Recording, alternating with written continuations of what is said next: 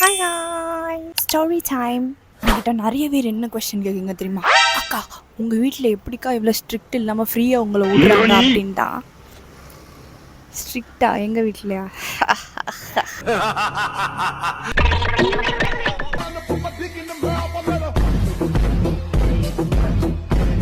பழைய கதையெல்லாம் எதுக்கு கிளறிட்டு, ஃபஸ்ட்டு என் லைஃப் எக்ஸ்பீரியன்ஸை ஷேர் பண்ணிவிட்டு அதுக்கப்புறம் உங்களுக்கு சொல்கிறேன் எப்படி நீங்களும் பேரண்ட்ஸ்க்கு ட்ரஸ்ட் ஏர்ன் பண்ணலாம் அப்படின்ட்டு. நான் 18 வயசு ஆகிறதுக்காண்டி தாங்க வெயிட் பண்ணிட்டு இருந்தேன். ஃபஸ்ட்டு பேரண்ட்ஸை பர்மிஷன் கேட்டு பைக் எதாவது வாங்கி தருவாங்க, எங்கேயாவது ஓட்டிகிட்டு வரலாம் ஃப்ரீயாக அப்படின்னு சொல்லிட்டு 18 வயசு ஆகி அடுத்த நாளே அப்பா பைக் வாங்கி தாங்களா அப்படின்னு கேட்டேன். அவங்க பைக்கா எதுக்கு, உனக்கு தான் ஸ்கூட்டி இருக்குல்ல, காலேஜுக்கு போயிட்டு வர்றதுக்கு வசதி எத்தனை இருக்குது, பின்ன எதுக்கு அப்படின்னு கேட்டாங்க.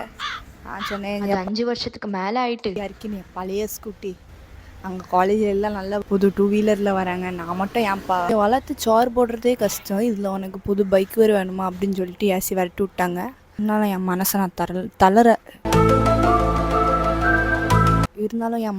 தளர விடல.